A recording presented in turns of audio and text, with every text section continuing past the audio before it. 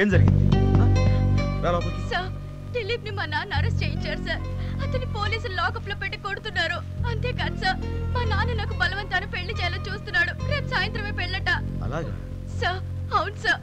Sir, మీ జీవితంలో మీకు అన్యాయం చేసింది ఎవరో నాకు తెలుసు సార్. అదే మనిషి ఇప్పుడు కన్న కూతురని కూడా చూడకుండా తన స్వార్థానికి నన్ను బలి చేస్తున్నాడు.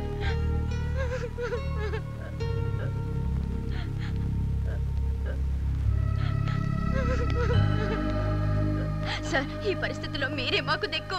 ఎలాగైనా మాకు దారి చూపండి సార్. నాకేంటి అవసరం? ఒక తండ్రి తన కూతురు పెళ్లి తన ఇష్టం వచ్చిన వారితో చేసుకుంటాడు. అవన్నీ మీ ఫ్యామిలీ విషయాలు. సార్ సార్ ప్లీజ్, నేను మిమ్మల్ని నమ్ముకున్నాను సార్. ఎవరు నమ్ముకోమన్నారు? ఇక్కడ ఎవరిని నమ్ముకోనక్కర్లేదు. ఎవరి స్వార్థం వాళ్ళది. అది కాదు సార్, మీ అండ లేకపోతే నాకు చావే కదా సార్. అయితే చావు సార్. అంతేకాదు సార్, దిలీప్ కూడా బతకడు సార్. వాడిని కూడా చావమని. అంతా కట్టుకట్టుకుని చావండి. మధ్యలో నా టైం వేస్ట్ చేయదు. పోయి ఇక్కడిచ్చి. ఇంకా చూస్తావేంటి? పోయి ఇక్కడిచ్చి.